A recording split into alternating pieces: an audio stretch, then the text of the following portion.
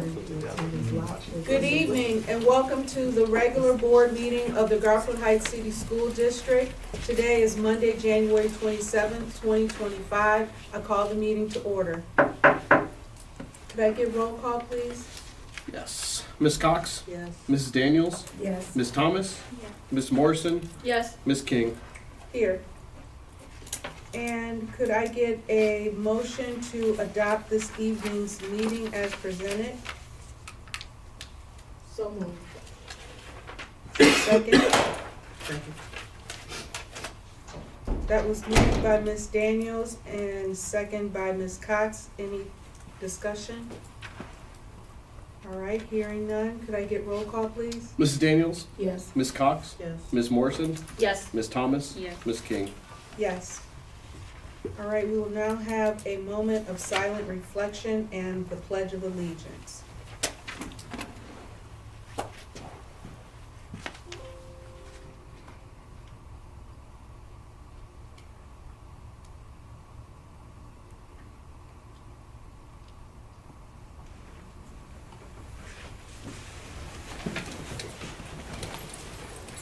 I pledge allegiance to the flag of the United States of America and to the republic for which it stands, one nation, under God, indivisible, with liberty and justice for all.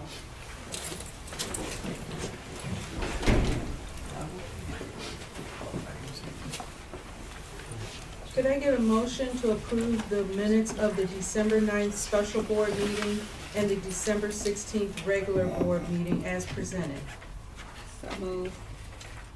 Second. That was moved by Ms. Thomas, second by Ms. Morrison. Any discussion?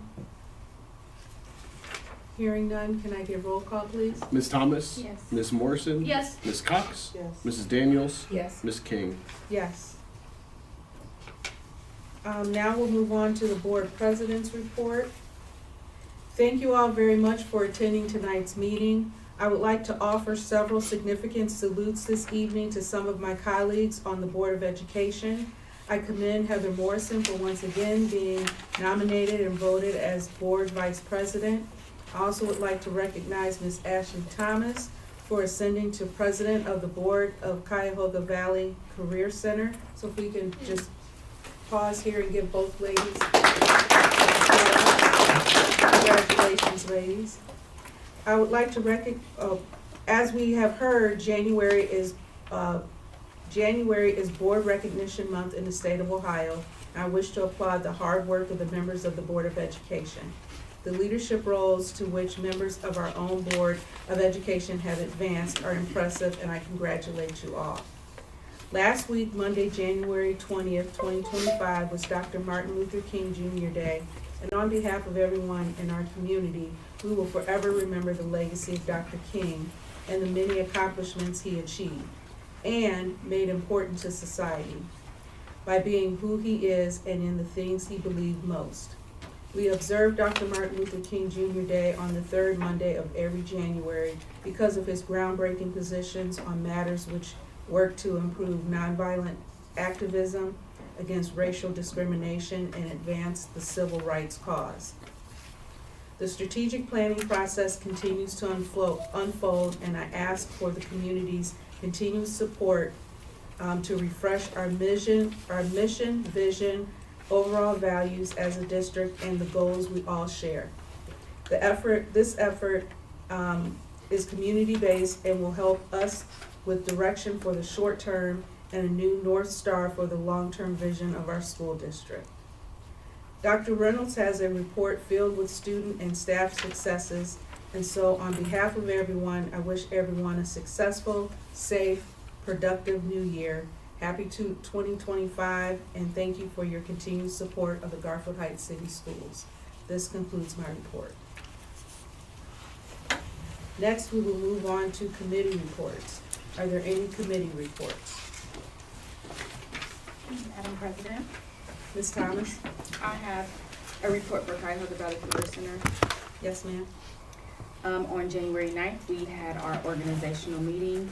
I was sworn in as president, and Jennifer Burke from Revere was sworn in as vice president. Career and Technical Week is February 3rd through 7th. We have a variety of activities happening at CVCC during that week. On Monday, we'll recognize our second quarter 100% club recognition. All of our seniors will get t-shirts and they'll have balloon celebrations throughout the building. On Tuesday, our juniors will be allowed to bring their parents to school. On Wednesday and Thursday, we'll host all of our 10th graders from our districts. And then on Friday, we'll have Show Your Team Spirit Day. We got a presentation from our Programming and Software Development Program. Jamie Little gave us an amazing presentation about where programming and software is going now in our world. So she shared that 92% of jobs require digital skills. In 2024, the software developer was the number 3 most wanted job in the U.S., and their median salary range was $127,000. Lots more projected jobs are upcoming. In her program, students learn programming, systems, analytics, designs, IT basics, Java language, app development, web design, visual programming. They complete web pages and apps for businesses. And a lot of her students do excel and win a lot at our competitions. As far as for business, we decreased our health spending accounts, and that was due to our HSA health plan. So we decreased the cost for ourselves as well as for our staff members and faculty. We hired another full-time career specialist, and we also hired a financial and data management intern. And that intern will eventually be hired by one of our partners. I did want to highlight 2 of our students. Our student from December was Ayana Howard. She is a senior enrolled in our health careers program. Her interest was sparked by her grandmother, who was a phlebotomist at the Cleveland Clinic. She plans attending Ursuline Bree School of Nursing on a full scholarship to pursue her goal to be an RN. She is a Howley Aspire Scholar. Amazing program. Congratulations, Ayana. And outside of her academic pursuits, she is an active member of our STEP team, and she seeks out shadowing opportunities to gain hands-on experience in healthcare. Her advice to future CVCC students is to take their program seriously. Take notes, study, put in the effort. It's a lot of work. It's not always easy, but I promise it's more than worth it. Our student connection from January is Nevaeh Winfield. She is a junior at our high school, enrolled in our Power Equipment Technology program. She's had a lifelong fascination for Lao engines and a strong interest in her dad's career as a mechanic.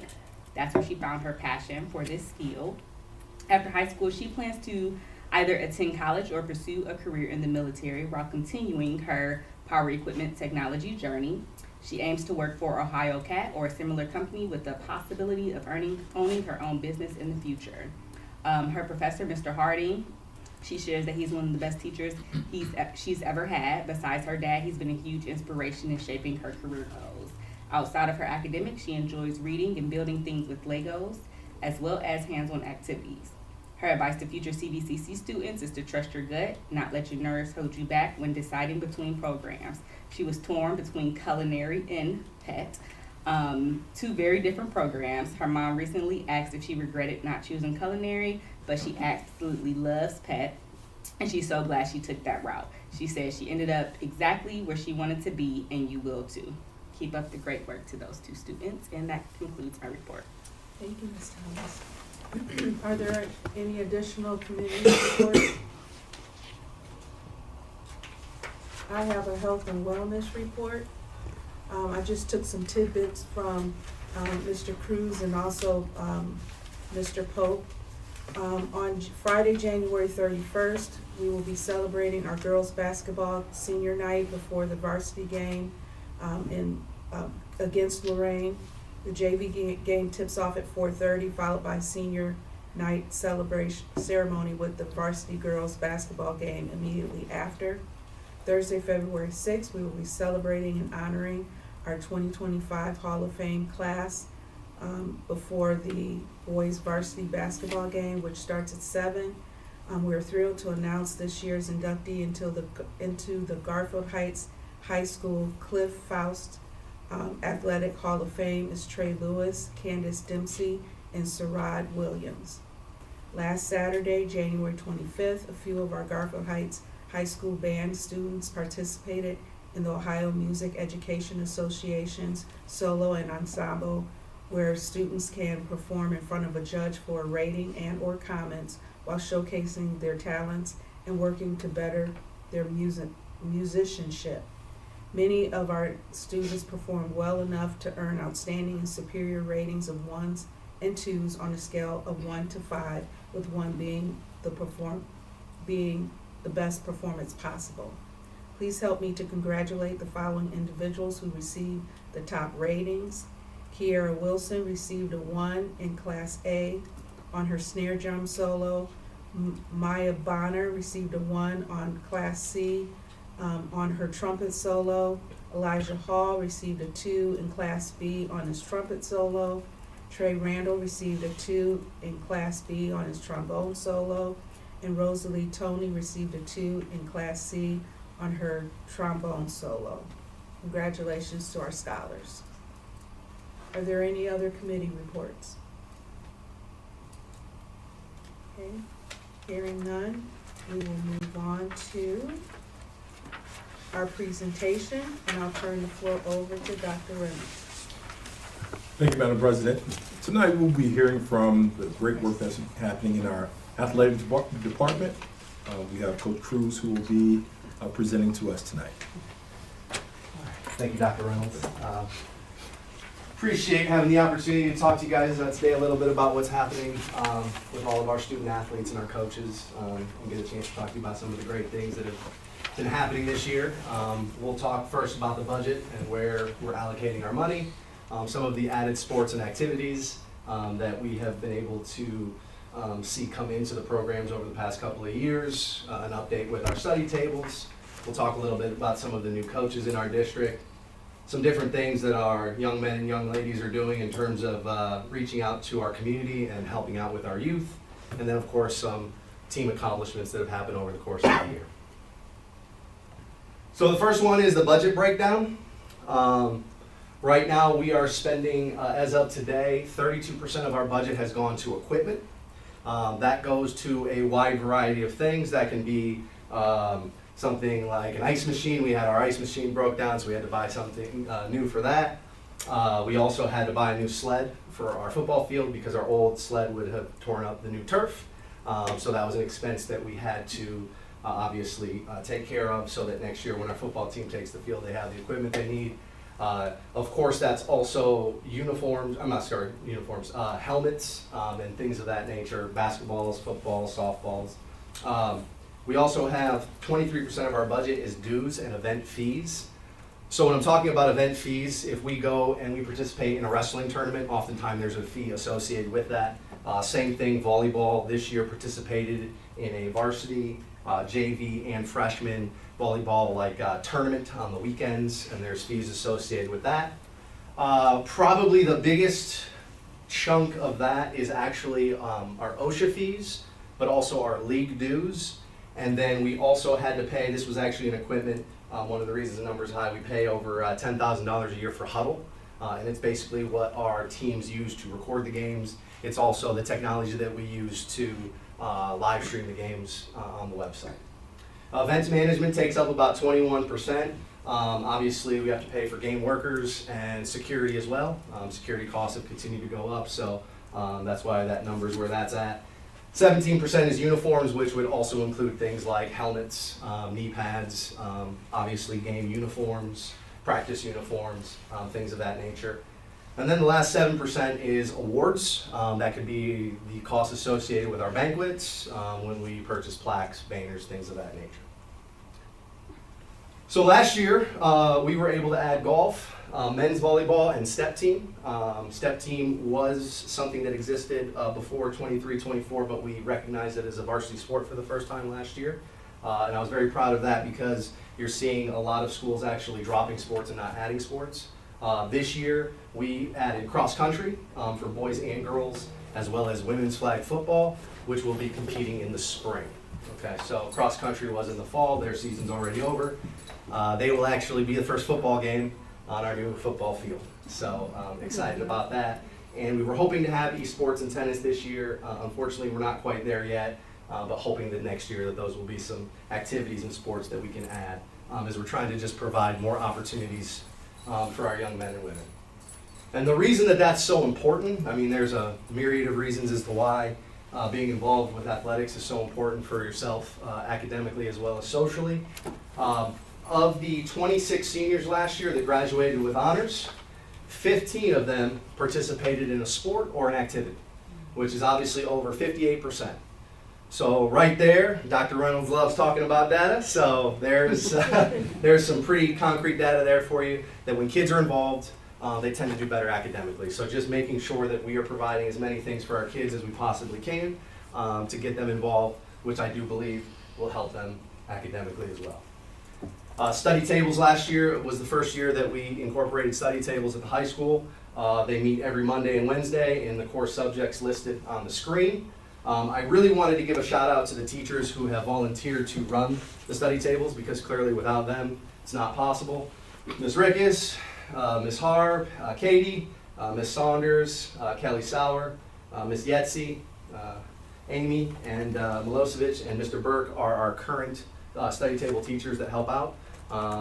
And so obviously without them it wouldn't be possible, and was just talking to our middle school principal. We've been in contact over the past several months and trying to get this incorporated at the middle school, and we are, I believe, at the finish line of getting that incorporated. Our goal is to have the middle school also having a study table by the time spring sports start, so we can work out any kinks, and then next year we can start it at the beginning of the school year. So appreciative of his help in trying to make sure that we can get this done at the middle school to help with them academically as well, and then make sure when they get to the high school they're already accustomed to the expectations.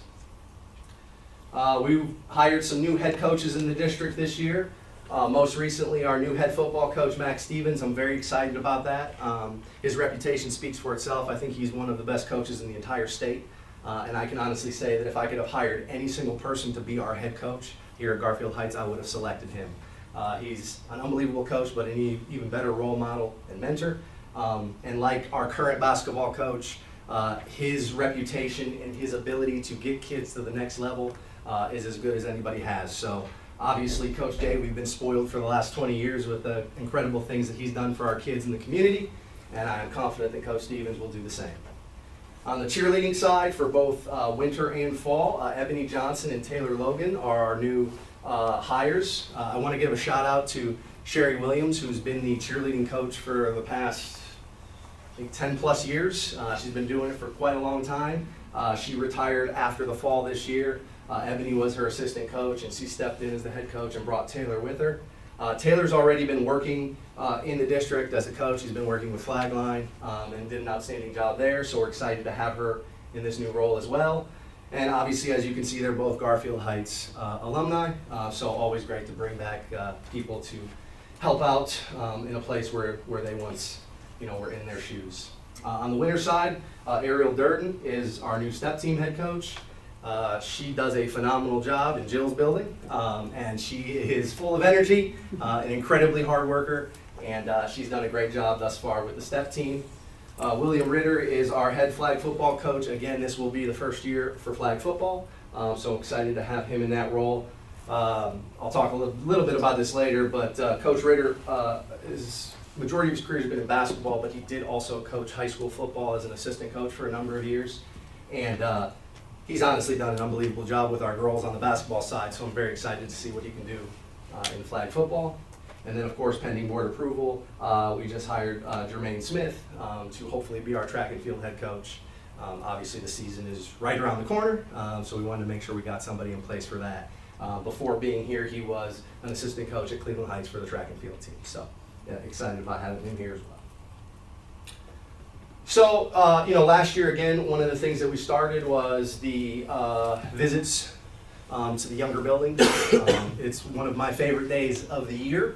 It's one of our coaches' favorite days of the year. We do it every fall season, every winter season, and every spring season. Of course, the spring is still to come. Here's a picture of some of our cheerleaders and step team hanging out with some of our younger and future Bulldogs. Last year, Dr. Reynolds, one of the things that he's really big on is doing stuff for our kids in the summer and providing opportunities for them to, use the summer in a productive manner, stay out of trouble. And so what we did last year, and again, our coaches are the ones who deserve the credit for this, we did a summer clinic every Thursday for free for our youth in all of our varsity sports. And that's something that obviously we're going to continue this year.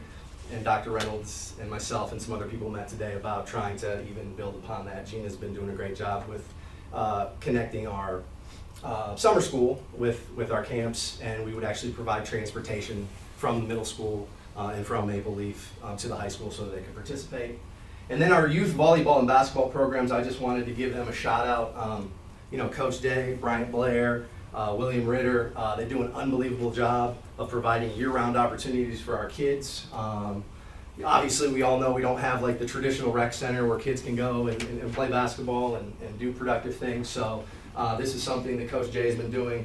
But I also want to give a shout out to Coach Gates, our volleyball coach, who's really done a great job of building our numbers and building interest in volleyball, and again, giving our young ladies something to do since we don't have that traditional rec center. Speaking of Coach Gates has been here for, I believe he said 17, 18 years. He's been here quite some time. This year I was really, really proud of our girls volleyball team. They won the first league championship in over 24 years. And I can honestly say I'm going to really miss a lot of these girls because a lot of them are seniors, but it was one of the easiest teams to root for. I am far from a volleyball expert. I know that side out, I think, means essentially get the ball back, and that's really about it. But these girls made me want to go watch volleyball because I saw all the hard work they put in.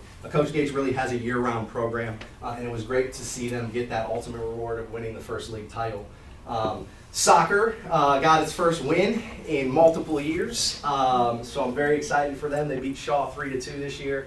Hoping we've got Shaw on the schedule twice next year, so hopefully maybe we can get 2, and then maybe another one as well. But Coach Sorrell, who was a new hire last year and is also a Garfield Heights graduate, has done a great job just trying to create more interest for our girls and boys. Right now it's a co-ed team. Our goal is within the next 2 years to have enough interest that we can have both a boys team and then also a separate girls team. So that's what he's been working towards. Obviously, having the new field is going to hopefully help with that interest in building the program. Boys basketball, this is pretty much, I can put this on repeat. We're 13-1. We're certainly top 5 in the state. Coach Day, his players do a great job. I was actually, before I came here, I was at the high school, and our guys are in there working, getting the extra shots up, watching film, taking care of their bodies. It's amazing what they do. Obviously, I was fortunate for a period of time to be one of those coaches, so I know firsthand, all of the work that they put in. Again, I have a personal relationship with Coach Jay, but take that aside, he's a special man who does some incredible things for our kids, and to see the program that they've built and the culture that is now in place is truly special. So this team is certainly, we're hoping, is going to be the team that can take that last step and get us the state championship this year. But obviously off to a great start, 13-1. Just got a big win versus Canton McKinley, won by 21 points. And we have a game tomorrow versus Bedford. And then we got the big one coming up next week versus Warrensville Heights. Miss King already touched on that. Girls basketball, 9-7 and top 3 in the LEL. This is a huge milestone for our girls. Coach Ritter took over this program, I want to say it was 4 years ago. They won 0 games. Last year was the best season we had in quite some time, and they won, I believe it was 12 or 13 games. And right now we're on pace to have an even better season. But even more importantly, last year we finished, we called it tied for 3rd, but really 4th because the tiebreakers head-to-head. Maple edged us out for 3rd place. But this year, no matter what happens the rest of the way, we will finish in the top 3. Again, that's something that's not happened in a really, really long time. The girls have worked really hard. Again, it's no surprise when you see those girls and those coaches in the gym in the summer, in June and July, what you can accomplish when your season begins. And then our middle school girls basketball team also won the LEL championship, so they'll be getting their shirts actually this coming week. We just got them in, and Coach Ritter's going to be handing those out. But really proud of the work that they did there as well. And Ms. King kind of talked about some of the upcoming events already, but we do have our girls basketball senior night this Friday. We have our Hall of Fame night on February 6th, which is the following Thursday, and then the following Monday, we have our senior and alumni night versus Cleveland Central Catholic, so we're excited about that. We've got a lot of really cool things happening. We've got some alumni dance team stuff going on at halftime. We're going to be obviously honoring the 3 Hall of Fame.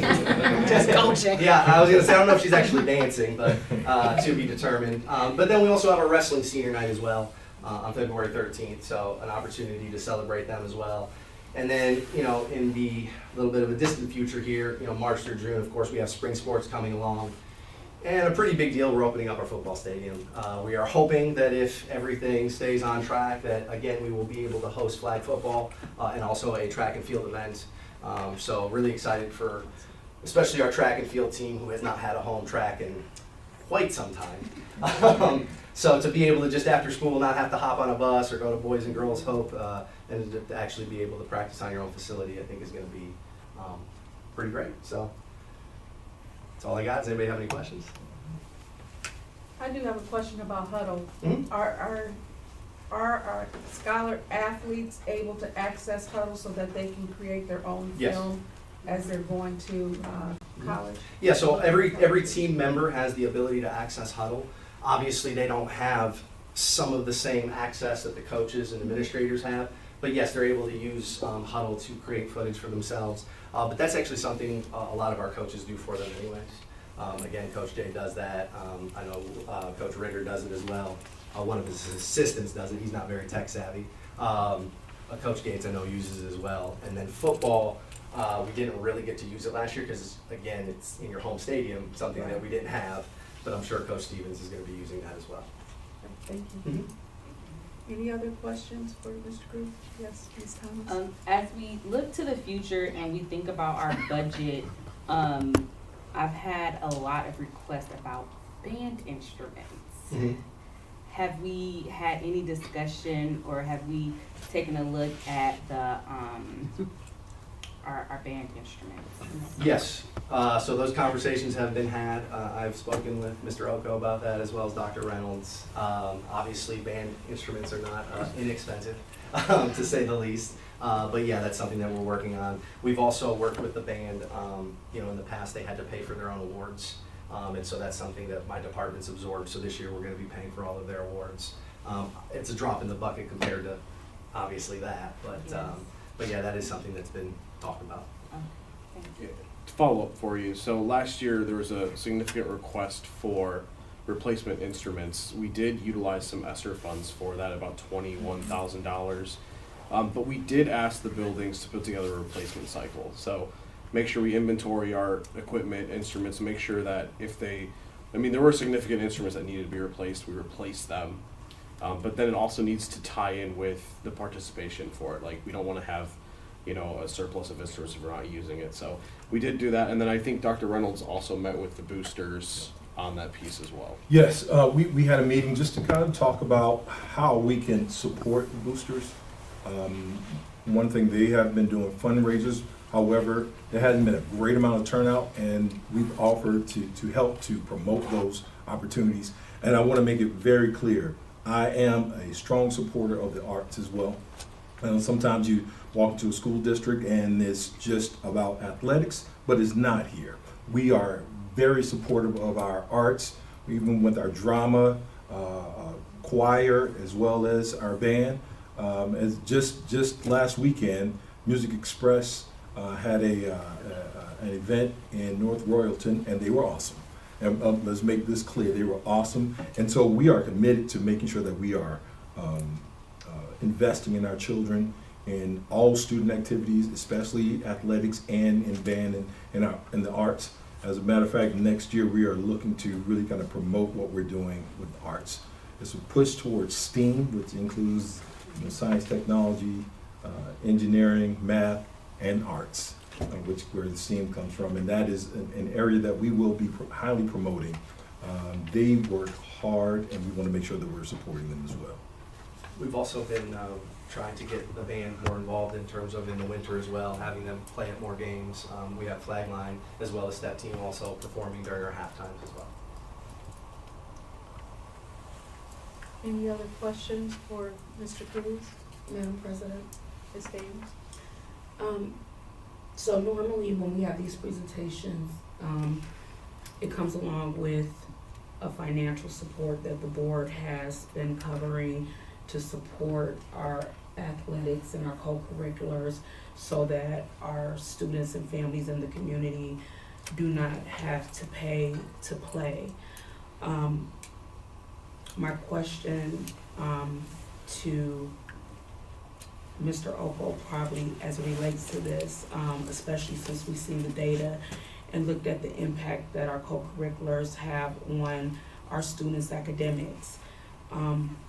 As we're tonight on our board agenda on item 17.1, we will be voting on putting the renewal, it's another step to the renewal being put on the ballot. Is these one of the opportunities that is very vital to the district that can be impacted if we don't renew?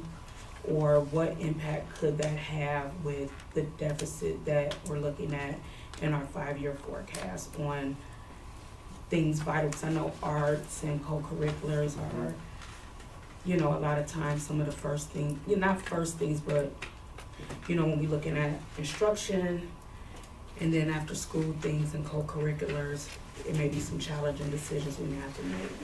Yeah, so I can take it from a fiscal perspective. I don't want to, Dr. Reynolds is definitely more attuned to talk about the instructional and academic piece to that, but from a pretty straightforward answer to your question, yes. So cuts for those programs that aren't core instructional are what our district leadership team is looking at. So pay to play. We understand that we're a community that we do more than just educate our students academically. We support our students through extracurriculars, the arts, and anything after school, before school, and programming of that sort. So these are the painful discussions and decisions we will have to make as a district to react to the variables that the community is giving us. Straightforward. So yes, I think extracurriculars would have to be on. A pay-to-play model would be there. Currently, I believe it's under my section tonight. There's a transfer resolution 8.2.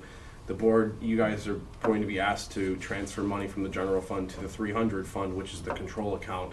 We cover the majority of the basis for expenditure for athletics and student activities. That's not normal in other school districts, but we're responding to the need of our community.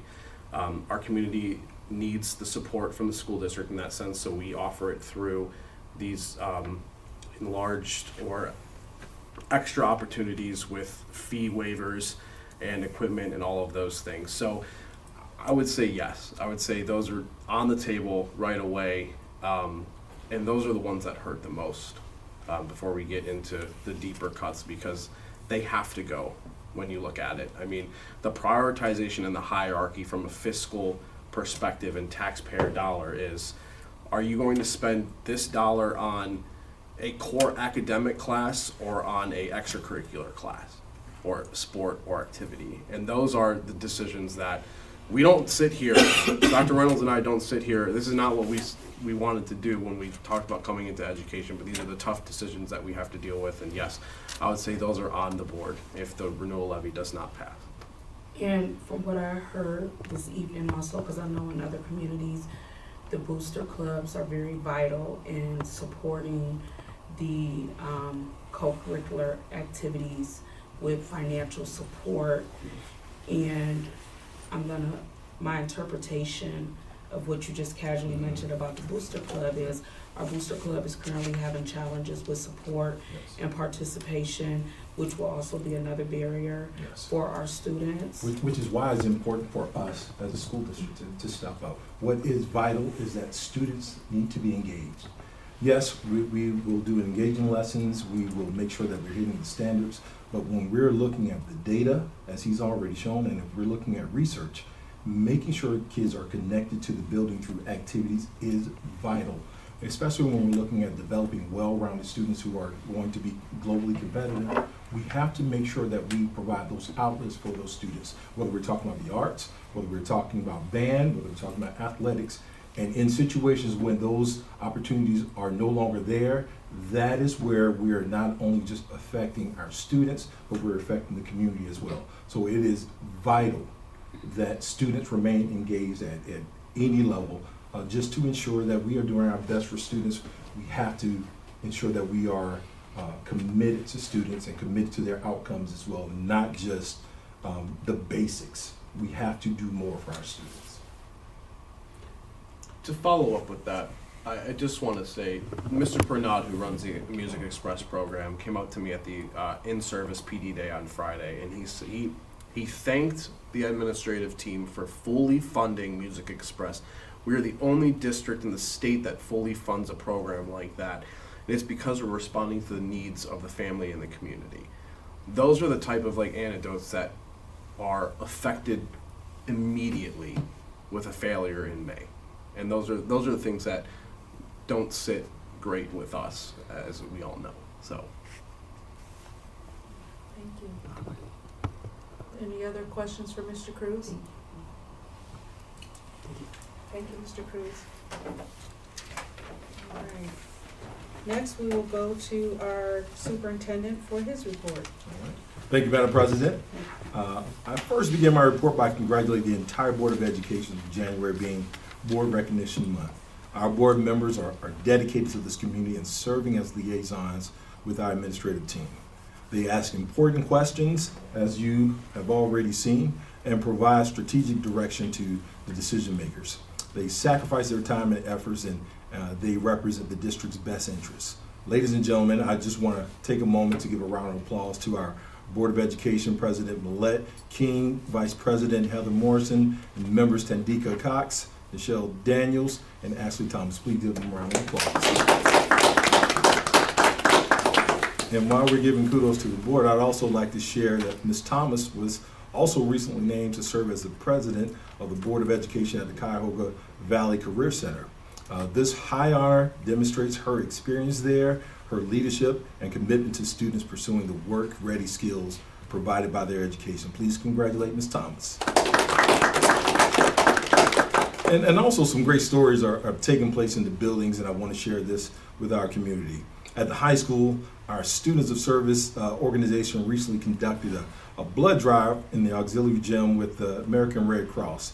Now, the drive collected blood donations from students, staff, and from the community, and our devoted high school scholars of the SOS program or organization played a very important role in checking in donors with computer pads, escorting them to various blood pressure and donor stations, and assisting professional technicians with accommodating their needs.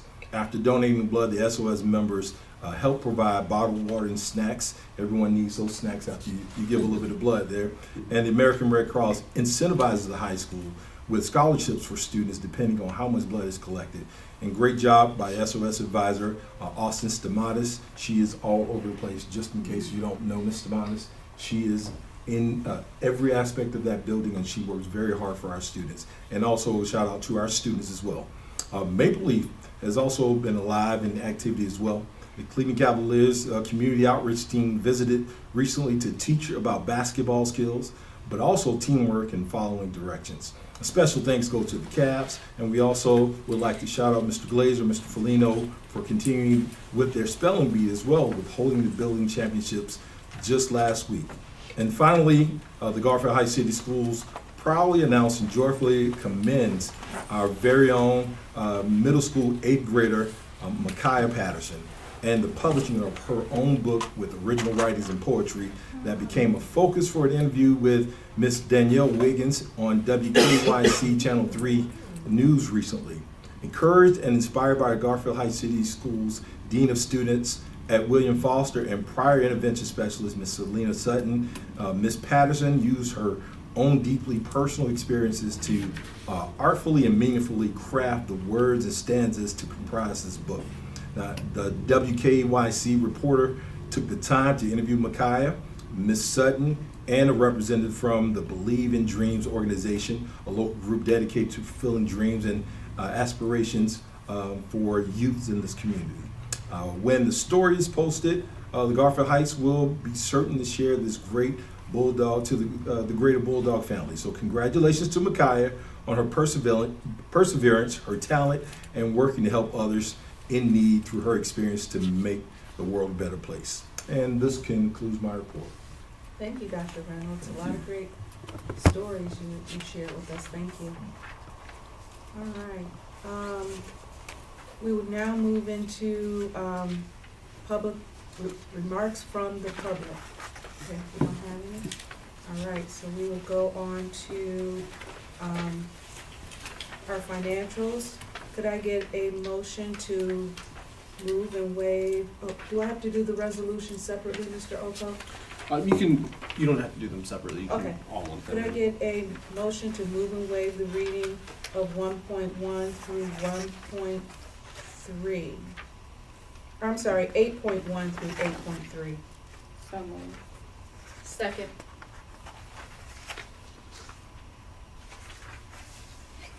That was moved by Ms. Thomas and second by Ms. Morrison. Are there any questions, discussion?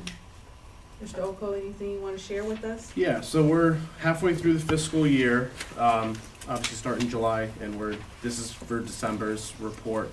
You can see that we're trending well on expenditures.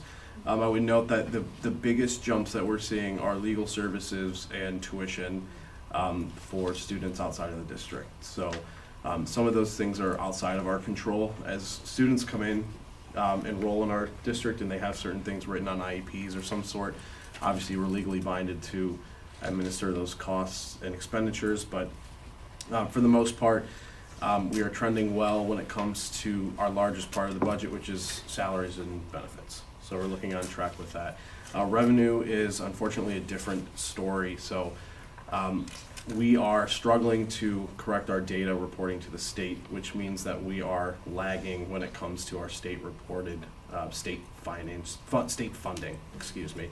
So if we're able to, clean that up and clear it up with ODEW, they will back pay us, they'll lump sum pay us up. If not, then we will have to look at our finances at a whole different level and scenario moving forward. Because we are a formula district, so every student head counts, every button seat counts. So I would just say, please look at, it's page 6 on the financial report. It's also in the supplemental in your packet. And then we, for federal grants, 34% of our federal project cash requests have been reimbursed through us, which is on a 15-month cycle. So again, we are looking to hit that 95% expenditure reimbursed model moving forward as we did the last 2 years. Without ESSER funds, it's significantly easier to kind of manage through that. But other than that, you'll see a dip in interest as December is one of our largest expenditure months. We pay our bonds. And I would also note that our 002 fund, because of that, is negative, and the county will not adjust the millage rates for our community members. So next year, our community will see an increase in property tax collections because the county refuses to adjust them as needed to make the payments on the bonds. So we have talked 3 times with the county, Mr. Chambers, Mr. Dunn before he retired, Miss Robin Pitts Lynch now. They refuse to up the millage in coordination with that. So this is us communicating to our community through the board meetings that we have done our due diligence on the tax budgets and supplementals, but it's the county who refuses to adjust on their end for it. So when we get our final settlement in, because the county restricted advance this year for the first time, so usually we get 90% of advances. This year it was 60% because they haven't sent out tax bills yet to anyone in Cuyahoga County.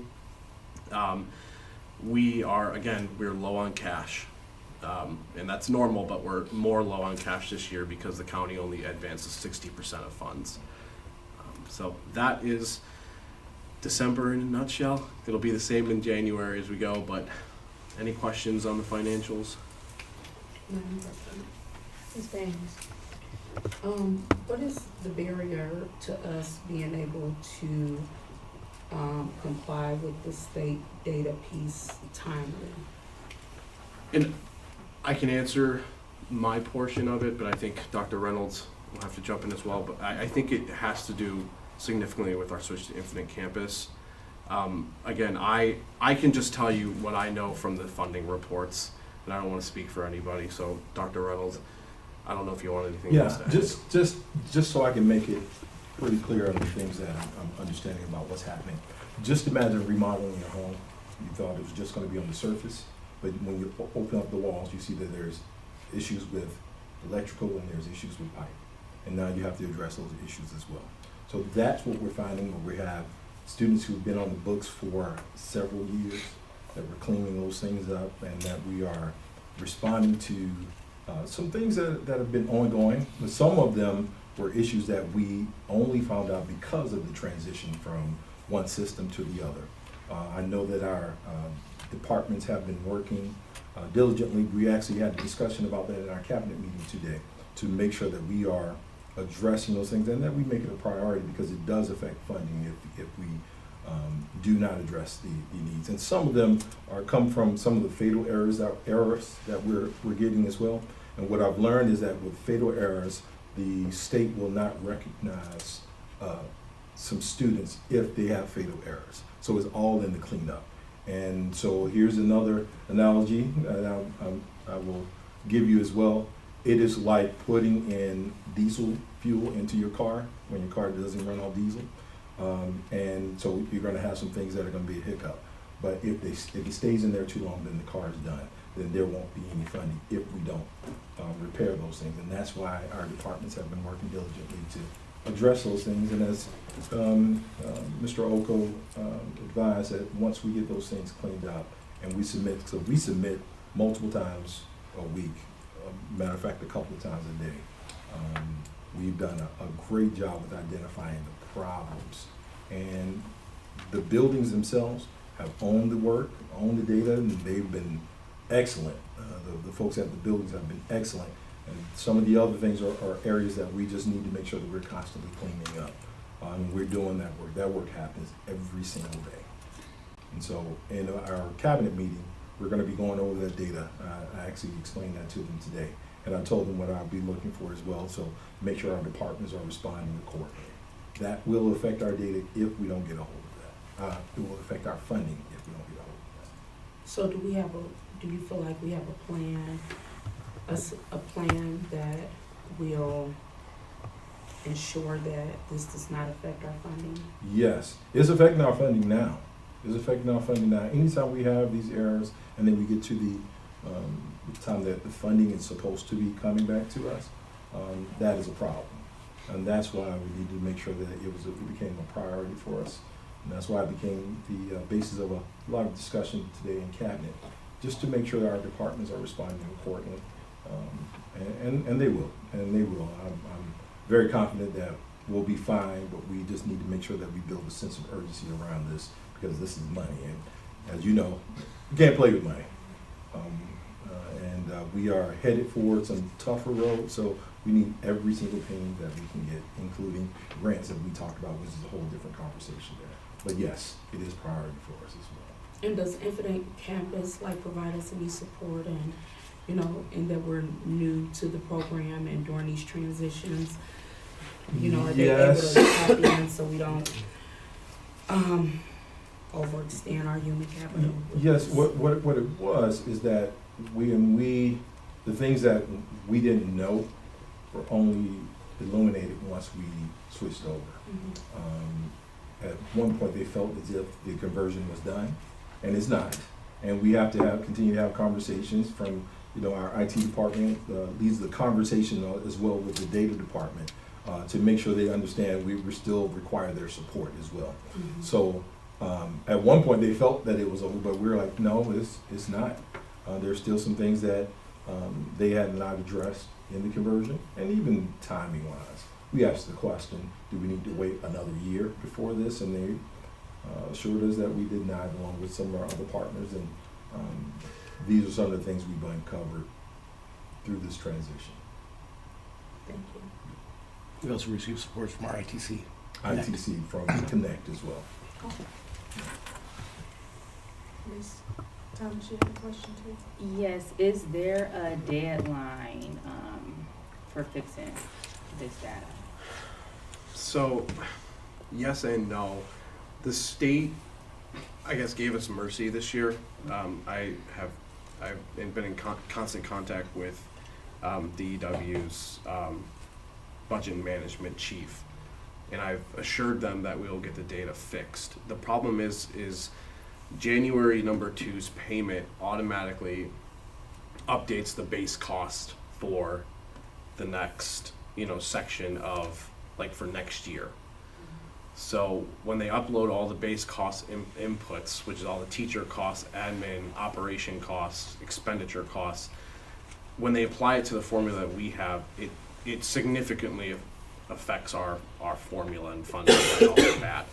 It's not so much of an issue at the beginning of the reporting period in October when we switch over, but the farther you go in the year, the more they start adding in the adjustments, right? So all the adjustments they make, whether it's excess costs, catastrophic costs, or threshold cost, input recalibration, JVSD, all the FTE adjustments, when they start inputting, because they phase them in, at a certain point, fixing it is good, but it needs to be fixed as soon as possible so we don't miss out on any more of those input recalculations. So yes and no, but we are working towards that. I'm confident that we'll get it in. If I wasn't confident that we get the data fixed, I'd be running another 5-year forecast in front of you, simply put. So I'm confident in our administrative team to get this fixed and covered so we can, accurately look at what we have moving forward with the fair school funding plan. Thank you. Are there any other questions? All right, so that was moved by Ms. Thomas and second by Ms. Morrison. Could I get roll call, please? Ms. Thomas? Yes. Ms. Morrison? Yes. Ms. Cox? Yes. Mrs. Daniels? Yes. Ms. King? Yes.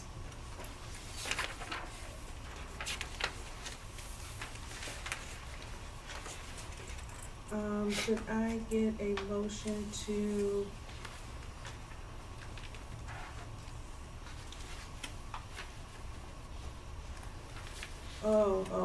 we had to change one of our board meetings. I was wondering, we did this already.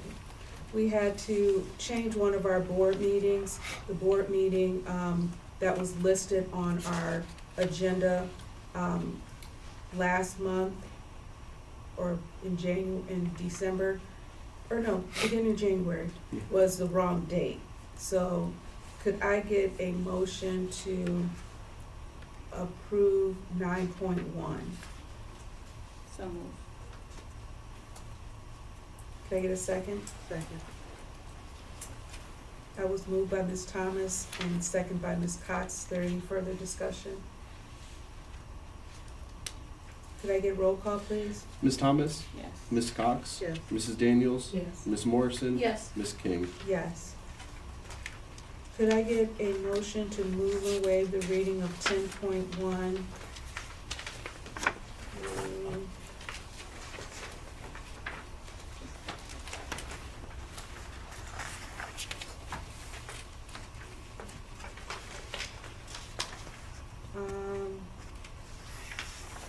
15.1.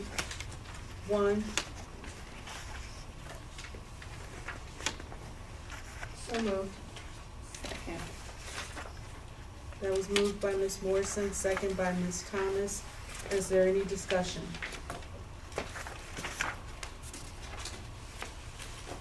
No discussion? Could I get roll call? Ms. Morrison? Yes. Ms. Thomas? Yes. Ms. Cox? Yes. Mrs. Daniels? Yes. Ms. King? Yes. Could I get a motion to move and waive the reading of 16.1 through, Ms. King? Can we do 16.1 separately? We have to do 17.1 separate of itself. oh, that's right. Could I get a motion to move, or to move and waive the reading of 16.1? So moved. Second. That was moved by Ms. Thomas, or Ms. Cox, and second by Ms. Morrison. Is there any discussion? Could I get roll call, please? Ms. Cox? Yes. Ms. Morrison? Yes. Mrs. Daniels? Yes. Ms. Thomas? Yes. Ms. King? Yes. Could I get a motion? Do I have to read it? You have to read, yes, ma'am. 17.1, a resolution determining to proceed with the submission of to the electors of the school district of the question of the renewal of an existing tax levy pursuant to sections 5705.194 to 5705.197 of the revised code. Could I get a motion to approve this resolution? So moved. Second. That was moved by Ms. Thomas and second by Ms. Morrison. Is there any discussion? Madam President, Ms. Daniels?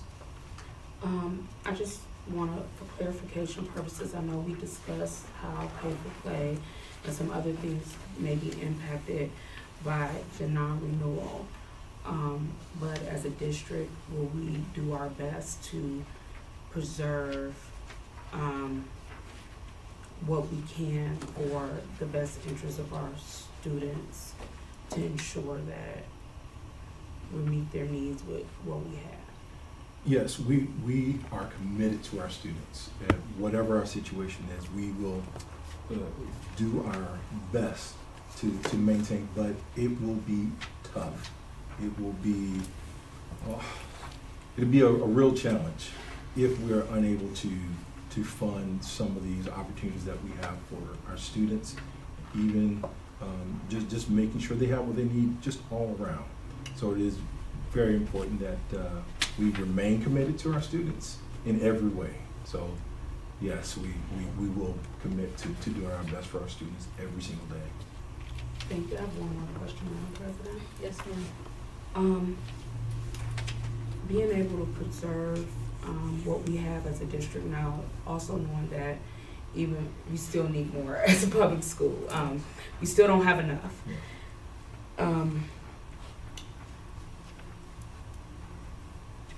Will our taxpayers, in order to preserve where we're at, preserve some of our programs, preserve our educators, our jobs, and be able to provide a quality education for our students in the classroom and the co-curriculars, how much is this gonna cost our residents? Are we talking new money?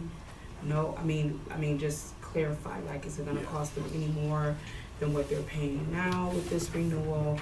You know, what is the financial impact to my neighbors and friends that live in the community to support our students? Yeah, it's a great question. So no, this is not an increase on taxes. So what the community members will see on the May election day will be the phrase following: shall a levy renewing an existing levy be imposed by the Garfield Heights City School District for the purpose of providing for emergency requirements of the Garfield Heights City School District in the sum of $5,350,000 and a levy of taxes to be made outside of the 10 mil limitation estimated by the county fiscal officer to average 9.63 mils for each $1 of taxable value, which amounts to $337 for each $100,000 of the county fiscal officer's appraised value for a period of 10 years commencing in 2025, first due in calendar year 2026.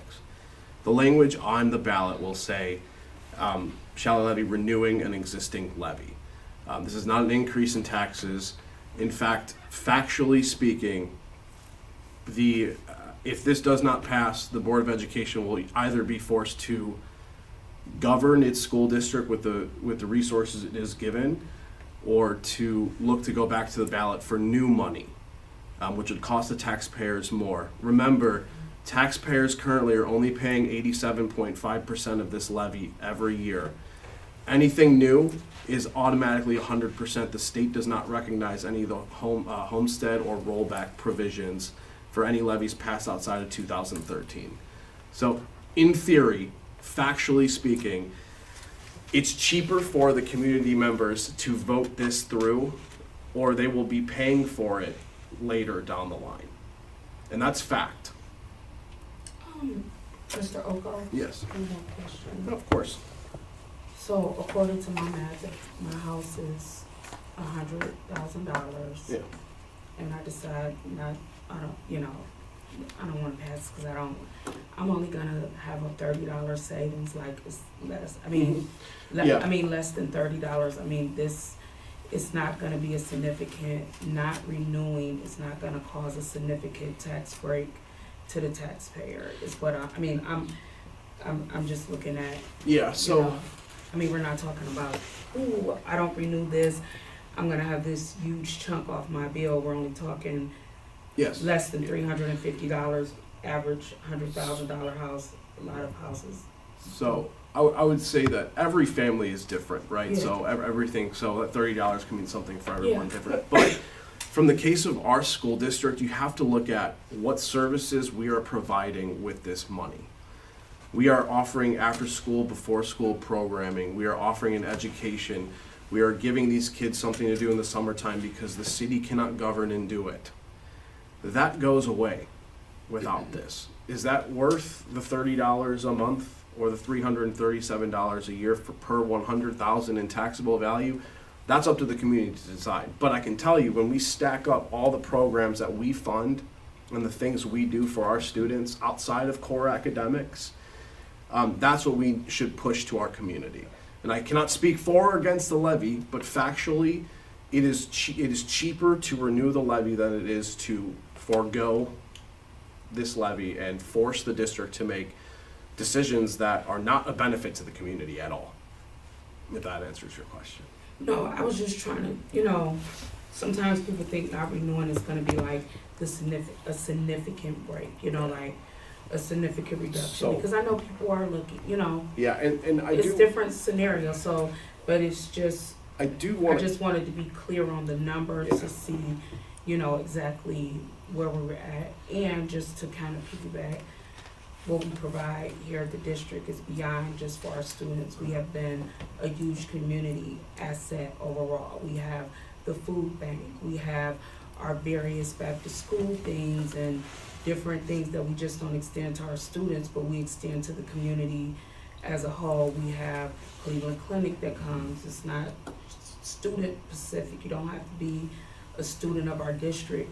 We even open up these things just not to our community, but outside community. So we're doing way more than just serving our students. And We're traditionally. serving this region. And traditionally, you think of a school or school district as just the places that you send your kids to, and then that's it. That is not what we're doing here. We're doing things that serve the community, as the things that you just named.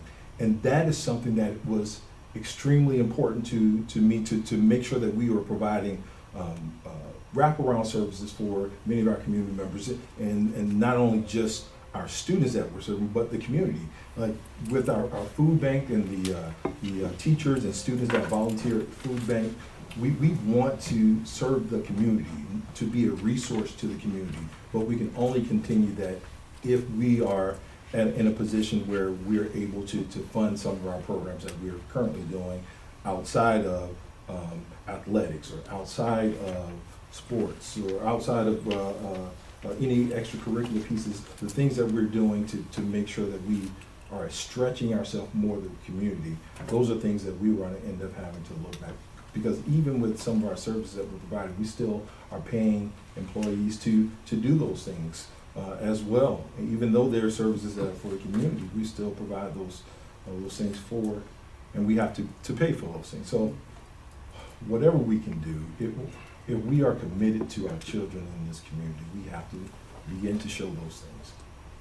And that is an area for me that is very emotional at times for me, because I got into this work to take care of kids.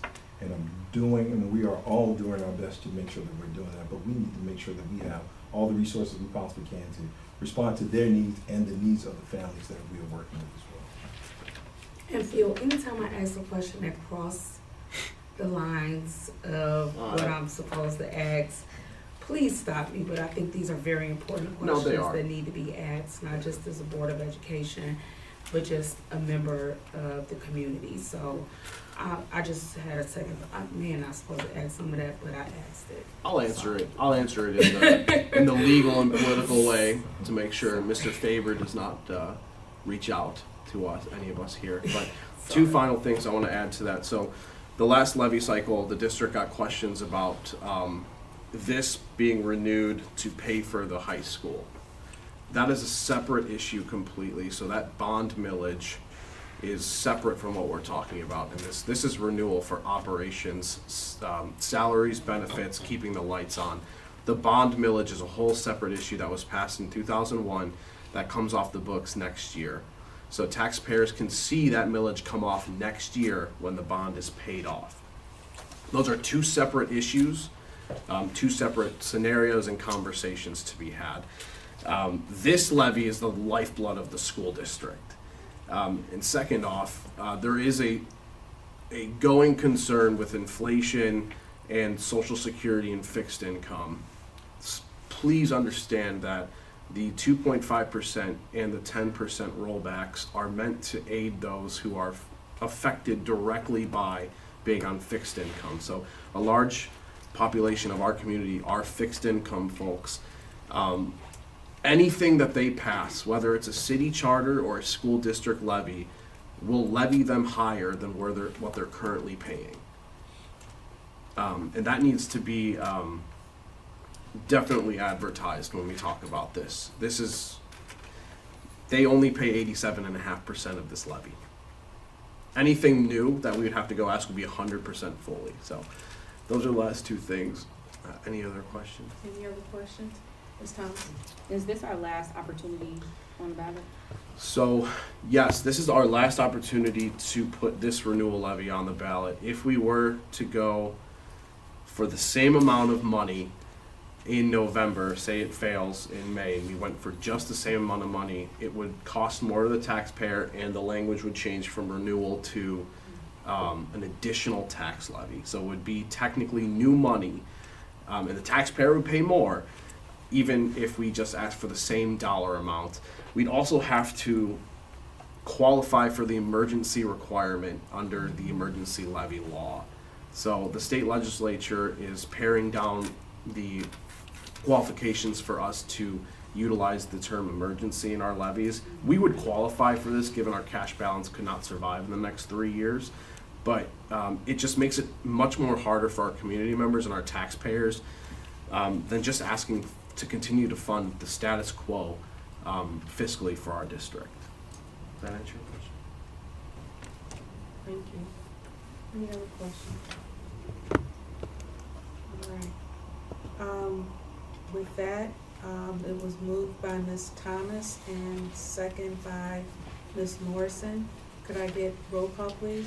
Ms. Thomas? Yes. Ms. Morrison? Yes. Ms. Cox? Yes. Mrs. Daniels? Yes. Ms. King? Yes. All right, could I get a motion to move and waive the reading of 17.2 through 17.4? So moved. Is there a second? That was moved by Ms. Daniels and second by Ms. Cox. Is there any discussion?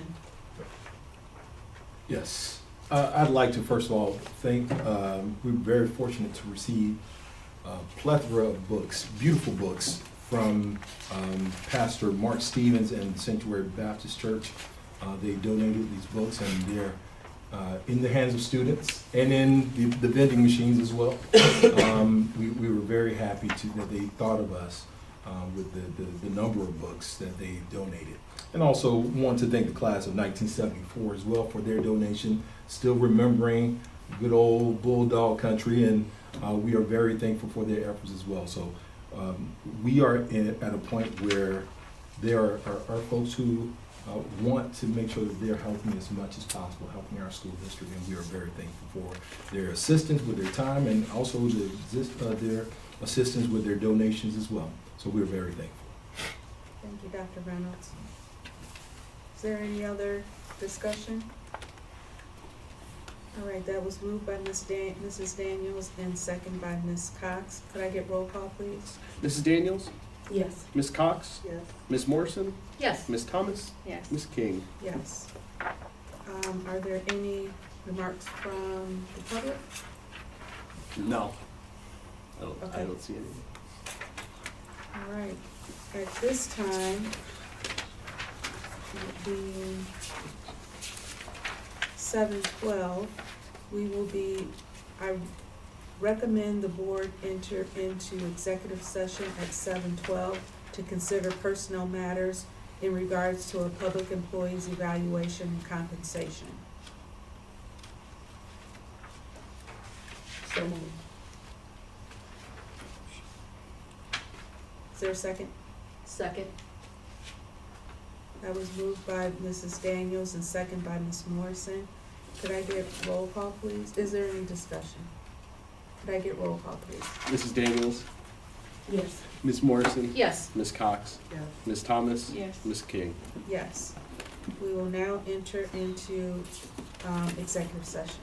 I would say there's no more action. Oh, and there will be no action when we exit from executive session. There will be no action taken.